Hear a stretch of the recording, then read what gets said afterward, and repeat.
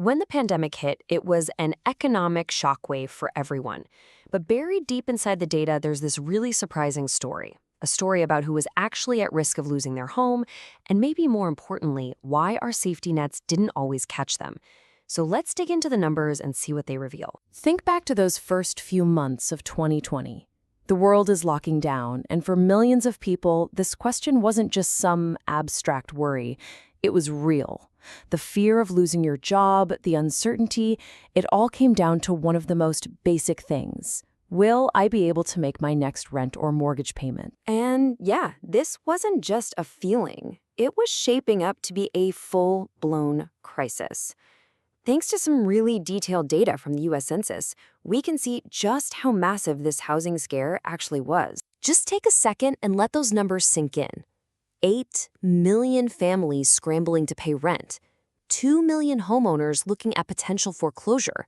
To give you some perspective, the scale of this was right up there with the housing crisis during the Great Recession. So yeah, the stage was set for a huge national challenge. Okay, so to really get what was going on here, the researchers behind this study had to look at the problem from two totally different angles. You see, it's not just about who's actually falling behind, it's also about who feels like they're about to fall off a cliff. So they came up with these two distinct measures. On one side, you have subjective vulnerability.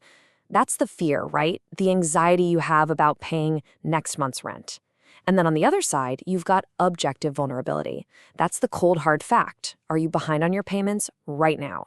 Separating these two, well, that turns out to be the key to unlocking this whole story. And here's the first big thing they found. On average, people's fear of missing a payment was way higher than the reality of actually missing one. The sheer psychological weight of the pandemic was enormous, creating this huge gap between how vulnerable people felt and how vulnerable they objectively were. Now, when the researchers started digging into the data, some of what they found was, well, sadly, pretty predictable. It confirmed what we already know tends to happen in any economic crisis. The pain is never shared equally. And yeah, just like you'd probably guess, the data showed that if you were a renter, had a lower income, less education, or a bigger family, your chances of being housing vulnerable went way up. Renters, in particular, were in a much, much tougher spot than homeowners. The crisis also threw a bright, harsh spotlight on existing racial divides. Because of long-standing systemic inequalities, Black and Hispanic households were consistently facing more hardship, both the fear and the reality of it, compared to white households. This was the tragic but expected baseline. But then, something happened. As the researchers tracked these trends over time, from 2020 into 2021, something totally unexpected just jumped right out of the data. The story for one particular group took a sharp, dramatic, and frankly shocking turn. Okay, this is where the story gets really interesting. It all comes down to this thing the researchers call a chilling effect, and it basically reveals a hidden crack in our entire system of social support. So get this. Back in 2020, at the very beginning of the pandemic, Asian renters were in a pretty similar boat as white renters. But then, just 1 year later, boom, their situation completely changed. There's this massive, sudden spike in their vulnerability, opening up this huge gap that just wasn't there before. And that spike, we're talking about a 20 percentage point jump in actual housing vulnerability from 1 year to the next. It was by far the biggest single increase for any racial group in the entire study. Just wild. So this leads to the million-dollar question, right? How on earth did this happen? Especially when the government had all this relief money flowing, eviction moratoriums, rental assistance, all of it.